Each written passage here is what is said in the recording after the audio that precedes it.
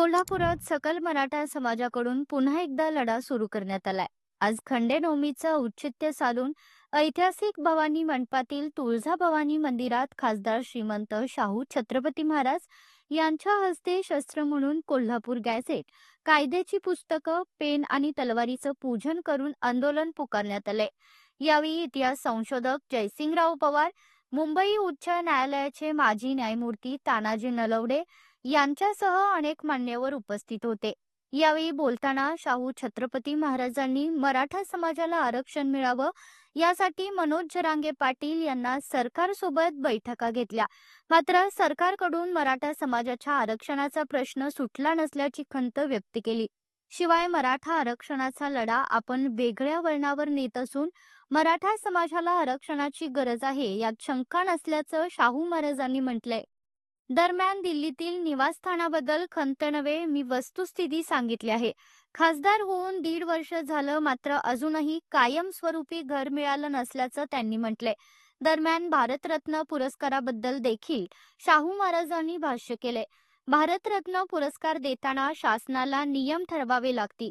स्वातंत्र्यानंतर जे हयात आहेत किंवा ज्यांचा मृत्यू झाला त्यांना भारतरत्न देण्यासंदर्भात नियम करायला हवा, असं शाहू महाराजांनी स्पष्ट केले. आज हा लढा अशा वेगळ्या पद्धतीनं या ठिकाणी कोल्हापुरात सुरू होतोय. गॅजेटचं आणि पेनचं पूजन केलेलं आहे. काय एकंदरीत हा लढा आता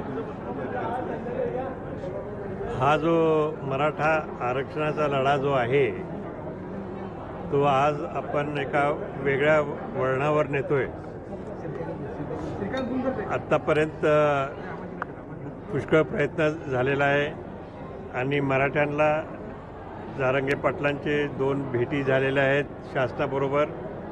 पण आम्हाला अजून तरी प्रत्यक्षात मराठा समाजाला काय मिळालं आणि किती मिळालं याचा अंदाज अजून लागलेला नाही. तर मराठा समाजाला एकंदरीत पाहता आरक्षणाची अत्यंत गरज आहे, यात काय आता शंका राहिलेली नाही. आणि म्हणून हा लढा आता या खंडेनवमीच्या निमित्ताने आज कृती समितीने हा कार्यक्रम आज त्याचं आयोजन केलं आहे. त्यांच्या माध्यमातून आता हा लढा कायदेशीर रूपाने म्हणजे संविधान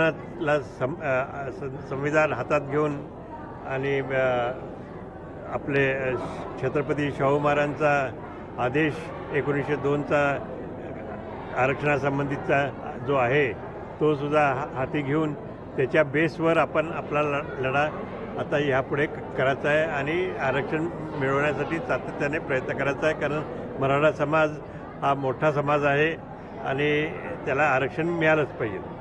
धनगर आरक्षणाचा देखील मुद्दा आहे. त्या ठिकाणी उपोषण सुरू आहे. त्यांची देखील मागणी धनगरांचं आरक्षणासाठी आता हे तेवढा लढा नसून त्यांना त्यांची कॅटेगरी बदलून घ्यायची आहे आरक्षणामध्ये असं दिसतंय. तर त्याच्याबद्दल शासनाने याच्यातनं तोडगा निश्चित काढला पाहिजे. अजून तोडगा निघाला आहे असं मी समजत नाही. खरं तर आपण काल 2 दिवसापूर्वी एक कार्यक्रम झाला, त्या भाषणामध्ये आपण म्हणाल की आता 2 वर्ष जरी आता दिल्लीत घर नाही आहे, काय घर मिळालेलं नाही. खंत व्यक्त केली आपण. खंत व्यक्त केली नाही, वस्तुस्थिती सांगितली की आता 1.5 वर्ष खासदार होऊन सुद्धा अजून परमनंट रेसिडेन्समध्ये मी तिथं गेलो नाही आहे. किती वाईट आहे. खरं तर अनेकांना त्या ठिकाणी तात्काळ मिळालेली या ठिकाणी उदाहरणं आहेत. मात्र घरं तिथं कुठं अवेलेबल, घरं म्हणण्यापेक्षा जुने फ्लॅट्स वगैरे अवेलेबल आहेत, पण ते अत्यंत गैरसोयीचे आणि लहान होते आणि सगळे पुष्कळ 2-2 वर्ष त्यांनी रिपेअर केली असती तरी काम संपलं नसतं असे त्यांनी ऑफर केले होते. तर त्याच्याऐवजी आता नवीन फ्लॅट देणार आहे, आता लवकरच मिळेल अशी आशा आहे. आज हेगडेवार यांना भारतरत्न एका बाजूला राजर्षी शाहू महाराजांना भारतरत्न केंद्र सरकारनं द्यायला पाहिजे होता, महात्मा फुलेंना खर्च द्यायला पाहिजे होतं स्वतःहून, पण आता हेडगेवारांना भारतरत्न देण्यासंदर्भाच्या हालचाली केंद्रानं सुरू केल्या. कसं बघताय अशी मागणी? आता त्याचे नियम त्यांना शासनाला ठरवावे लागतील. शासन म्हणजे फक्त शासन नाही, पूर्ण जनतेला आणि लोकांना विश्वासात घेऊन या संबंधातले नियम ठरवा लागतील की कोणाला भारतरत्न द्यायचे आणि कोणाला नाही. म्हणजे स्वातंत्र्यानंतर जे होते किंवा ज्याचा मृत्यू त्याच्या नंतर झाला त्यांनाच फक्त द्यायचे का मागे जाऊन सुद्धा द्यायचे, हा निर्णय शासनाने घ्यावा लागेल.